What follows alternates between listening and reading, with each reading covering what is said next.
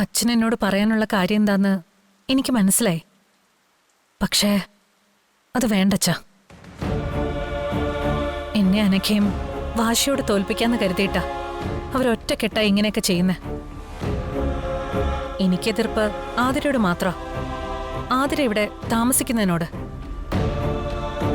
അതിപ്പം സ്നേഹം അടക്കം ഇവിടെ ഉള്ളവര് പുറത്തുനിന്ന് പ്രതീക്ഷിക്കുന്നത് അവരുടെ അച്ഛനെ കൂടെ തോൽപ്പിക്കാനാണെന്ന് ഇനിയും മനസ്സിലായിട്ടില്ലെങ്കിൽ അത് നമ്മുടെ ആരുടെയും തെറ്റല്ലല്ലോ. നമ്മുടെ പിള്ളേരല്ലേ, അവരൊന്നും ഇല്ലാതെ ഈ കുടുംബത്തെ ഓർക്കാൻ പറ്റുമോ നമുക്ക്? മാത്രമല്ല, എന്തൊക്കെ പറഞ്ഞാലും ആതിരയുടെ വയറ്റിൽ വളരുന്നത് സന്ദീപിന്റെ കുഞ്ഞാ. എത്ര ആട്ടിയിറക്കിയാലും പിണങ്ങിയിരുന്നാലും അറുത്തുമുറിച്ച് കളയാൻ പറ്റുന്നൊരു ബന്ധമല്ലല്ലോ അത്. ഇതിനൊക്കെ നമ്മളാണോ അച്ഛ കാരണം? സന്ദീപ് മുന്നേ നമ്മളോടൊരു വാക്ക് പറഞ്ഞിരുന്നെങ്കിൽ ഇതിന്റെയൊക്കെ ആവശ്യമുണ്ടായിരുന്നോ? പകരം അവൻ എന്താ ചെയ്തത്? അർച്ചനയോട് പറഞ്ഞ് എല്ലാം രഹസ്യമായിട്ട് വെച്ചു. സന്ദീപിനെ ഒരു തരത്തിലും ഞാൻ കുറ്റം പറയില്ല.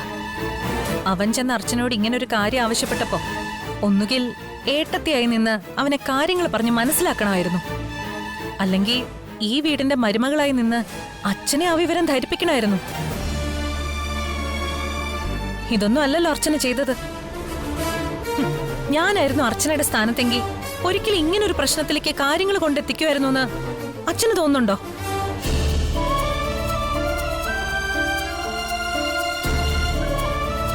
നിന്നെപ്പോലെ അങ്ങനെ ചിന്തിക്കാനും കാര്യങ്ങൾ സമർത്ഥമായി നടത്താനും അർച്ചനയ്ക്ക് അതിനുള്ള കഴിവോ എടുക്കുകയില്ല. അതൊക്കെ മനഃപൂർവ്വമായി മറന്നുകൊണ്ട് തന്നെയാ ഞാനിപ്പോ നിന്റെ മുന്നിൽ നിൽക്കുന്നതും.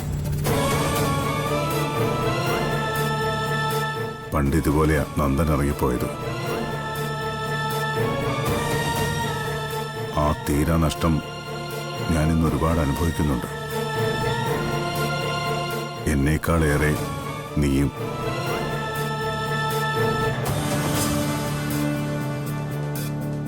ഇനിയും അതുപോലുണ്ടായാൽ അച്ഛനത് താങ്ങാൻ പറ്റിയെന്ന് വരില്ല. ഏതു നിമിഷവും പൊട്ടിപ്പോകാവുന്ന ഒരു കുമിളയുടെ ആയുസേ അച്ഛനുള്ളൂ എന്ന് മോൾക്കറിയാലോ. അങ്ങനെ സംഭവിക്കുന്നതിന് മുൻപ് എല്ലാവരും സന്തോഷമായി കഴിയുന്നത് കാണാനാ അച്ഛൻ ആഗ്രഹിക്കുന്നത്. ആ ആഗ്രഹത്തോടൊപ്പം മോളും നിൽക്കണം. അവര് ചെയ്തത് വലിയ തെറ്റാണെന്ന് മനസ്സിലാക്കി തന്നെ അച്ഛൻ പറയുക. അവരെ ഇനിയും ശിക്ഷിക്കണോ വേണ്ടിയൊന്ന് മോൾ ഒന്നുകൂടി ആലോചിക്കേ. എന്നിട്ട് എന്നോട് പറഞ്ഞാൽ മതി.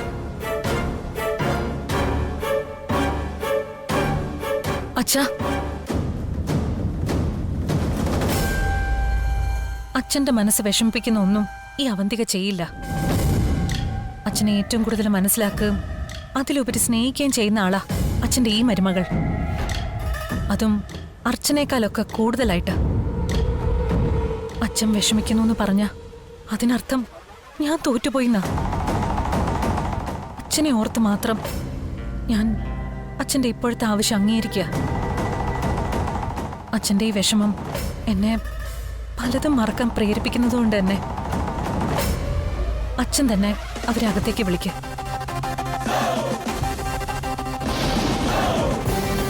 പക്ഷേ എന്റെ ഒരു കണ്ടീഷൻ അച്ഛൻ സമ്മതിക്കണം.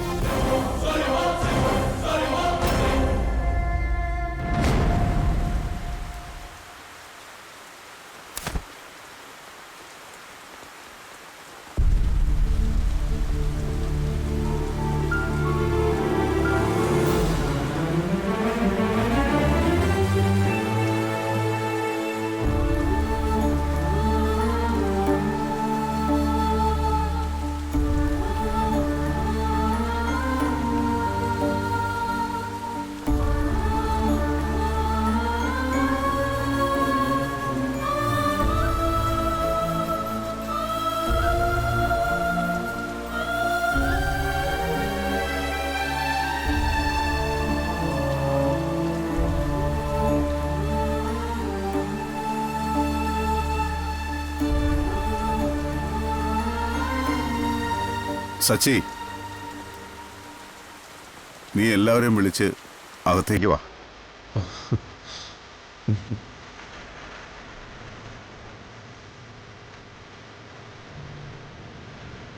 വാ.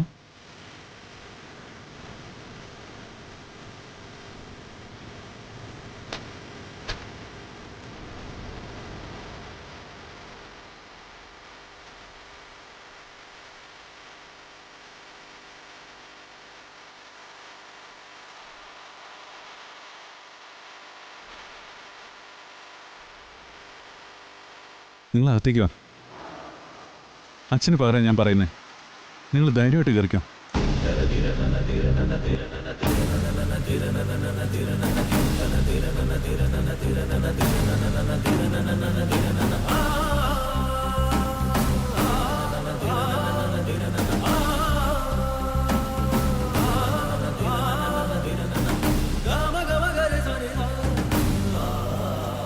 നിക്കേ.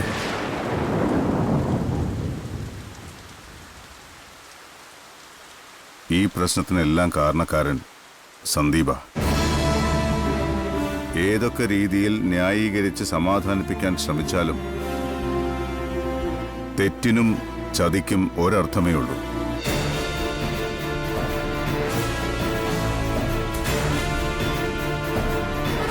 സന്ദീപിന്റെ ഭാര്യയാണ് ആതിര. ആതിരയുടെ വയറ്റിൽ വളരുന്ന കുഞ്ഞ് സന്ദീപിൻ്റേതാണെന്ന് അവൻ തന്നെ സമ്മതിച്ചിട്ടുമുണ്ട്. അതെല്ലാം മനസ്സിലാക്കിക്കൊണ്ടും ആതിരയെ ഈ വീട്ടിൽ കയറ്റണമെന്ന നിങ്ങളുടെ ആവശ്യം അംഗീകരിച്ചുകൊണ്ടും ഞാനൊരു കാര്യം പറയാം. സന്ദീപ് ഒഴികെ ബാക്കി എല്ലാവർക്കും ഇപ്പോ ഈ വീട്ടിലേക്ക് കയറാം.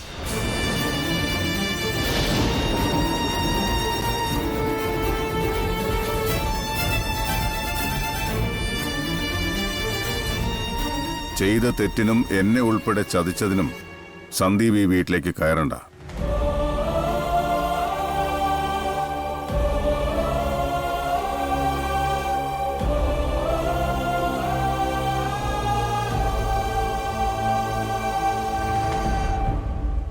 പറഞ്ഞത് ഞാനാണെങ്കിലും ഈ തീരുമാനമെടുത്തത് അവന്തികയാണ്.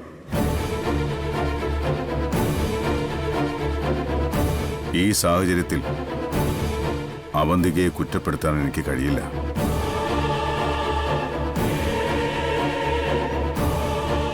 സ്വന്തം മകനെ വീട്ടിൽ കയറ്റരുതെന്നൊരു അച്ഛനോട് മരുമകൾ വന്ന് പറയുമ്പോൾ അതനുസരിക്കണമെങ്കിൽ മകൻ കാരണം ആ അച്ഛന് എന്തുമാത്രം വേദന ഉണ്ടായെന്ന് ഓർത്തു നോക്കിയാൽ നിങ്ങൾക്ക് മനസ്സിലാവും.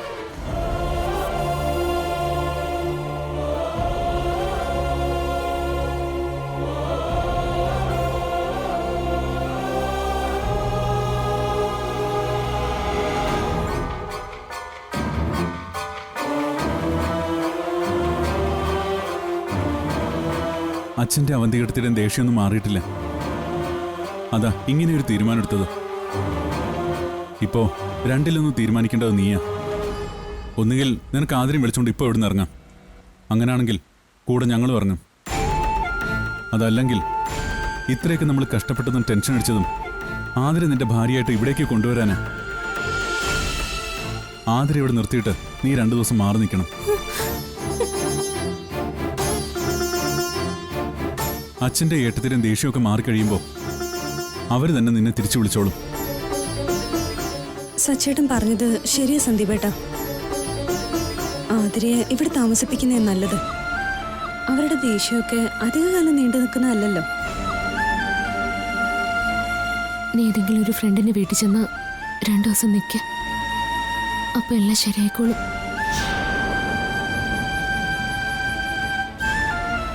നിങ്ങൾ പറയുന്നൊക്കെ എനിക്ക് മനസ്സിലായി.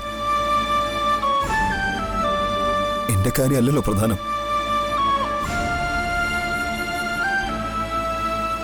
ആതിര ഈ വീട്ടിലേക്ക് വരണം എന്നുള്ളതല്ലേ. അതുകൊണ്ട് കുറച്ച് ദിവസം ഞാൻ മാറി നിൽക്കാം. ഏട്ടൻ പറഞ്ഞതുപോലെ അവരുടെ ദേഷ്യമൊക്കെ മാറിക്കഴിയുമ്പോൾ എല്ലാം ശരിയാവും. എന്നാ ഞാൻ ഇപ്പോൾ തന്നെ ഇറങ്ങാം.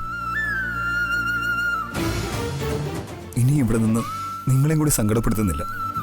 നീ ഒന്നുകൊണ്ടും വിഷമിക്കണ്ട. ആതിരയ്ക്ക് ഒരു കുഴപ്പവും വരാതെ ഞങ്ങൾ നോക്കിക്കോളാം. ഏട്ടത്തിയുടെ സ്വഭാവം മാറി വീണ്ടും പ്രശ്നങ്ങൾ ഉണ്ടാക്കുന്നതിന് മുമ്പ് സന്ദീപേട്ടൻ എന്തെങ്കിലും ഒന്ന് ചെയ്യ്.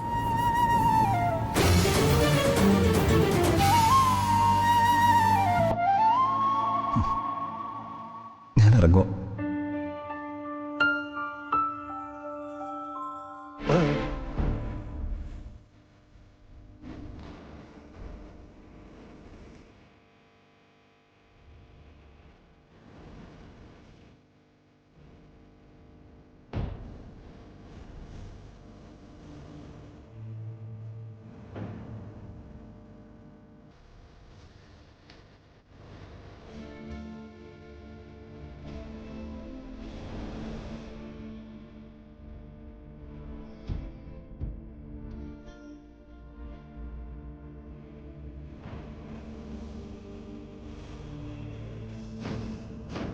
സന്ദീപേ,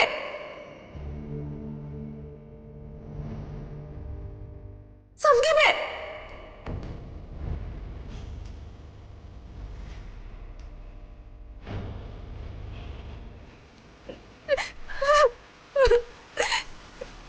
ഞാനും വരാൻ നിന്റെ കൂടെ. നീ ഇല്ലാതെ ഞാനിവിടെ നിൽക്കില്ല. നിന്റെ കൂടെ ഒരുമിച്ച് ജീവിക്കാനാ ഞാൻ ഇങ്ങോട്ട് വന്ന്.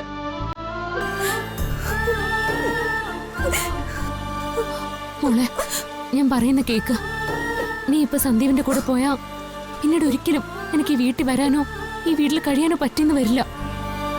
നീ പേടിക്കുന്ന പോലെ ഒന്നുമില്ല. 2 ദിവസം കഴിയുമ്പോ സന്ദീപ് ഇവിടെ കാണും. മോളെ, ഒന്നുമില്ല. അതെ ആതിര, ഇതോടെ എല്ലാം തീരുവാണെങ്കിൽ അങ്ങ് തീർന്നോട്ടെ. ഞാനിവിടെ ഇല്ലാത്ത കുറവ് ഏട്ടനും ഏട്ടത്തെയും സ്നേഹം ഒന്നും നിന്നെ അറിയിക്കില്ല. ഇവരെ ഞാൻ അത്രയ്ക്ക് വിശ്വസിക്കുന്ന പോലെ നീയും വിശ്വസിക്കണം. ഇവര് കൂടെ ഉണ്ടെന്ന ധൈര്യത്തിൽ നിനക്കിവിടെ എത്ര കാലം വേണമെങ്കിലും ജീവിക്കാം. എന്റെ ധൈര്യം അത് തന്നെയാ. നീ വിഷമിക്കരുത്, ഞാൻ വേഗം തിരിച്ചു വരും.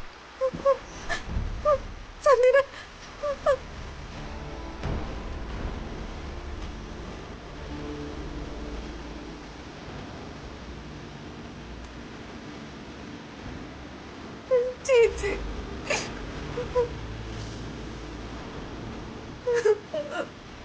മോഹങ്ങൾ മോഹിച്ചതാകെ മന്ദസ്ത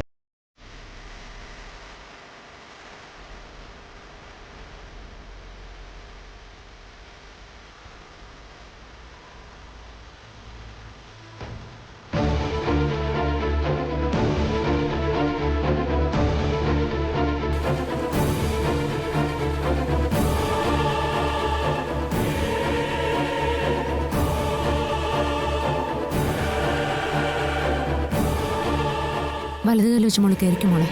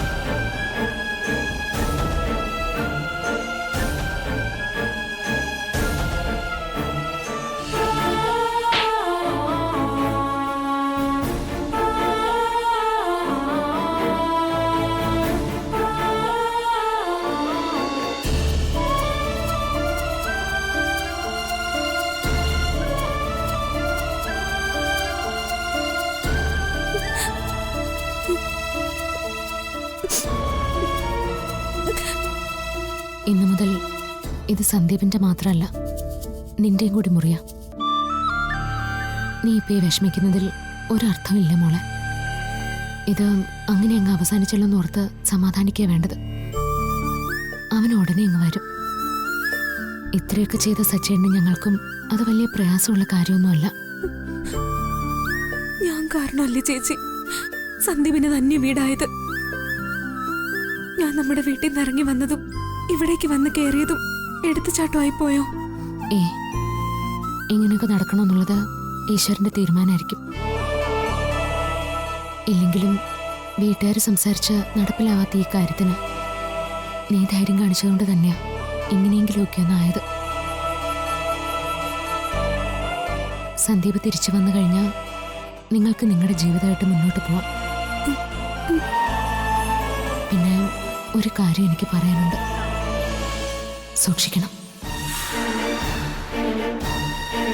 നിനക്കറിയാലോ ഇവിടുത്തെ ഓരോരുത്തരെയും. ഇപ്പോൾ എന്നേക്കാൾ അവധിയെടുത്തേക്ക് ദേഷ്യവും പകയും ഒക്കെ നിന്നോടായിരിക്കും. ചിരിച്ചുകൊണ്ട് കഴുത്തിറക്കുന്നവരാ അനഘയും ഏട്ടത്തി. അതുകൊണ്ട് ഓരോ നിമിഷവും അത് മനസ്സിൽ വെച്ച് വേണം ഇവിടെ ജീവിക്കാനായിട്ട്.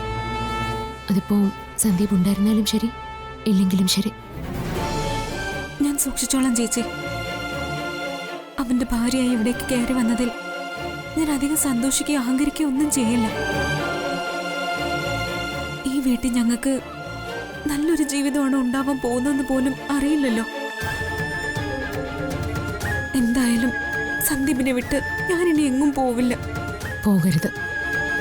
നിനക്കും സന്ദീപിനും നല്ലൊരു ജീവിതം തന്നെ കിട്ടും.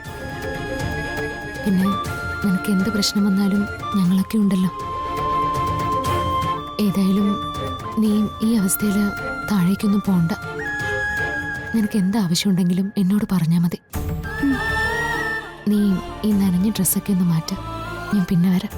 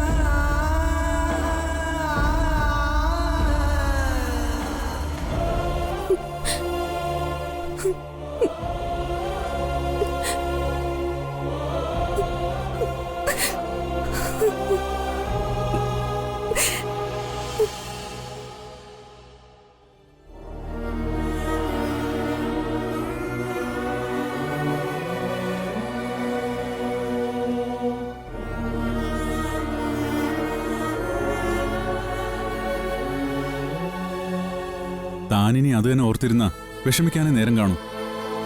നമ്മൾ ധൈര്യം കൊടുത്തിട്ടല്ലേ സന്ദീപ് പോയത്. കുറച്ചു ദിവസം കഴിഞ്ഞാൽ അച്ഛൻ തന്നെ അവനെ ഇവിടേക്ക് തിരിച്ചു വിളിച്ചോണ്ട് വരും.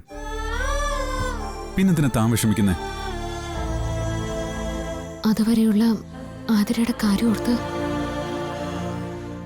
അവള് വീട്ടിൽ നിന്ന് എല്ലാവരെയും പിണക്കി ഇറങ്ങി വന്നത് സന്ദീപിനൊപ്പം ഒരുമിച്ച് ജീവിക്കാനല്ലേ സച്ചേട്ടാ? എന്നിട്ടിപ്പോ എന്താ ഉണ്ടായത്? എത്ര ദിവസം സന്ദീപിന് ഇവിടുന്ന് മാറി നിൽക്കാൻ പറ്റും? അവന്തിയെടുത്തി അങ്ങനെ പറഞ്ഞെങ്കിൽ തന്നെ അച്ഛൻ അങ്ങനെ ഒരു തീരുമാനം എടുക്കാൻ പാടുണ്ടോ? എന്നോടുള്ള ദേഷ്യമാണെങ്കിൽ എന്തിനാ അത് അവരോട് തീർക്കുന്നത്?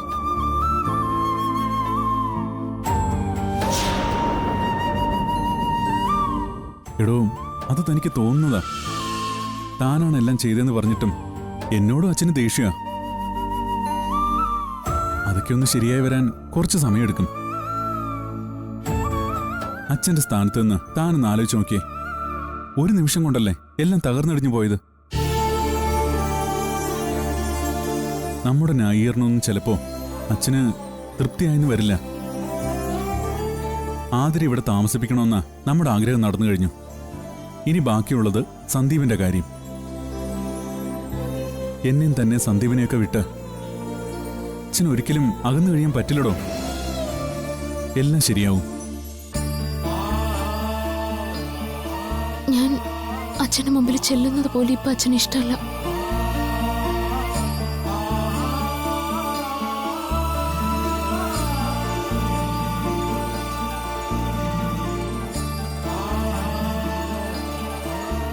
എന്നോട് എന്തിനാ ഇങ്ങനെയൊക്കെ ചെയ്തെന്ന് ഒരൊറ്റ ചോദ്യം അച്ഛൻ എന്നോട് ചോദിച്ചിരുന്നെങ്കിൽ ഞാൻ കാര്യങ്ങളൊക്കെ പറഞ്ഞ് മനസ്സിലാക്കാൻ ശ്രമിച്ചേനെ.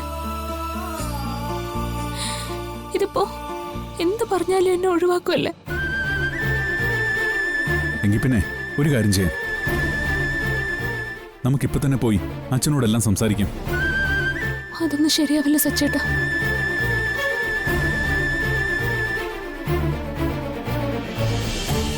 അച്ഛൻ എന്തെങ്കിലും വാക്ക് മുറിഞ്ഞു പറഞ്ഞ എനിക്കത് വലിയ വിഷമാവും. അങ്ങനെ കൂടുതൽ വിഷമിക്കാതിരിക്കാനാണ് ഞാൻ പറഞ്ഞത്. നമുക്ക് അച്ഛനെ പോയെന്ന് കാണാം, സംസാരിക്കാം. അച്ഛനൊരു തീരുമാനത്തിലെത്തും, അതെനിക്ക് ഉറപ്പാ. താൻ വാ.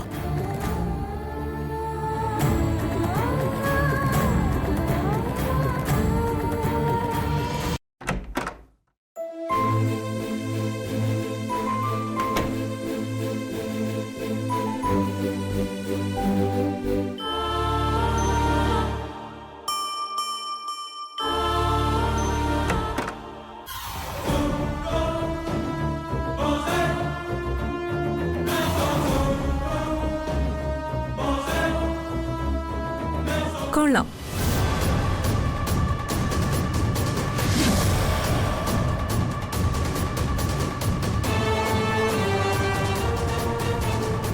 കരഞ്ഞും നിവൃത്തികേട് അഭിനയിച്ചും നീ നിന്റെ ചേച്ചിയും ചേർന്ന് സന്ദീപിന്റെ ഭാര്യ പദവി നേടിയെടുത്തു അല്ലേ ആതിരെ?